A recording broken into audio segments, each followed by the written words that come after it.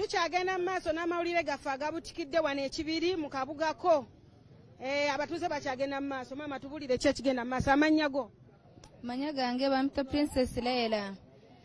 Badde nsaba abakulembeze, badde nsaba eggwanga, badde nsaba abakuumaddembe mutuyambeko ku babbe. Ababbe basuse kumenya amayumba, basuse kutubba. Mutuyambe mutwongere bakubba ki? Ababbe batera okujja mu mayumba gaffe ekiro ne bamenya ne bakuba ebintu bye basanze mu nyumba oba amasimu oba ssente. Katukweko ne ku mulala sebo tubulira amanya ki ekigenda. Banange amanya nze bampita Joseph ndi wano ekibiri wabula nebaza nnyo olunaku lwa leero ababukedde kujja tulabako naye era naffe ffenna tuwagira bukedde naffe twagala ku birabo ebya bukedde byetera okugaba.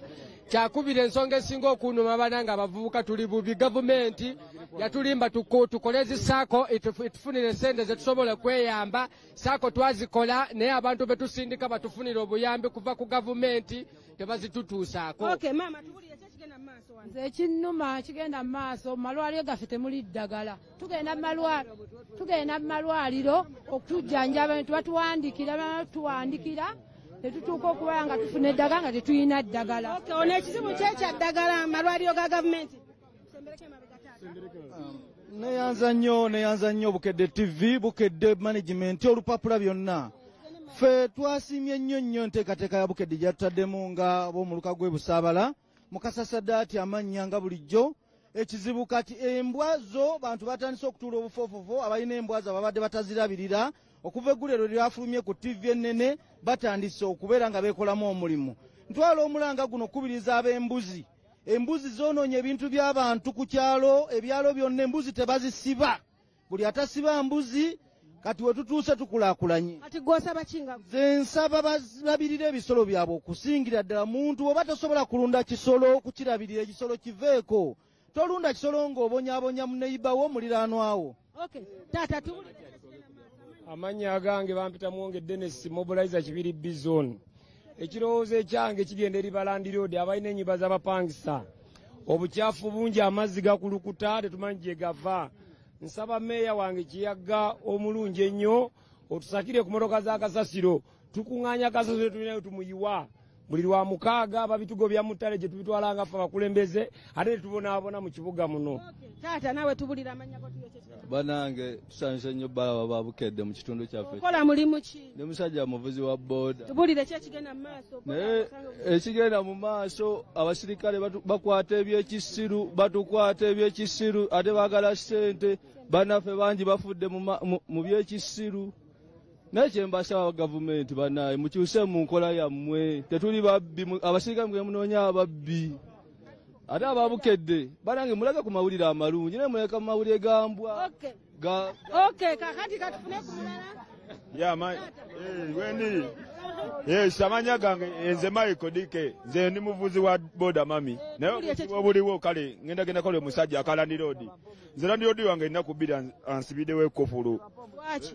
Mbu sente mbeera nawe eriwo balandi road kyenjagala okugamba. Twebereremukko naffe kasente tufuna katono mulo. Taata oli muvuzi wa boda. Nze ndi wa boda naye gavumenti etuyambe ku mafuta. Amafuta gonna gewanise galinye ebbeeyi ate abasabaze tebalina ssente. Ababodaboda tuli mu bulumi bw'amaanyi nnyo. Teri bubbi ba bodaboda. Obubbi bwa bodaboda bungi nnyo. Batuba batukuba ne batuta busi. Batutira ddala obubbi bwa bodaboda bungi nnyo. Taata tubulire ki ekigenda mu maaso? Nze amanya agange nze Kayemba Dalausi.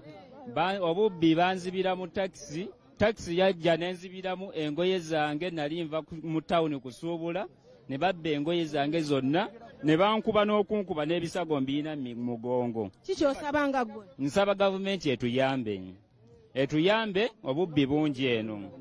Zonna bankuba kuba. N'omulala akyatuwa ensonga. Nze bampita Makika Nasulu. Tugira wano e Busaabala Kibiri.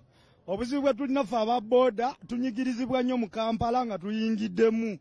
Owa boda bamukwata ne bamujjako emitwalo 10 ng'atiise loole yamanda bamujjako 20,000. Ekyo bannaye tetujja kikkiriza batutomeza nnyo olw'okubatya. Tusaba gavumenti ekendeeze mugambe ku Museveni akendeeze akavuyo akali mu baboda. Okay, kakati taata Amanya nze Nsubuga Muhammad omuvuzi wa boda boda. Badde nsaba gavumenti etunule ku byenguudo okusinziira busaabala bweri ne we bigenda mu maaso. Tuli bubi mu byenguudo. Katulina ebifo waneene ebibeeramu abatemu ng'ewalupaalanga. Bannange awo waalema. Owa boda bakugamba ogendewo ekiro kino eno. Tosobola kgenda munnaffe bamuttirawo awo bamutemaatema.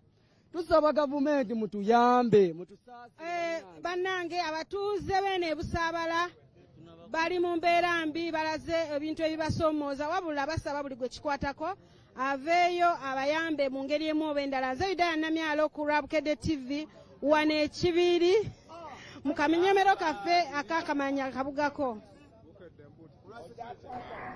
Thank you so much. Webale nnyo Yudaya Namyalo, nkakasa buli omu alina ensonga yeetuuse eri oyo gwe kikwatako kasita ojja ku Bukedde TV ne Urban TV. Olw'okuno olujja tuli mu kitundu kirala Kalira Tuula.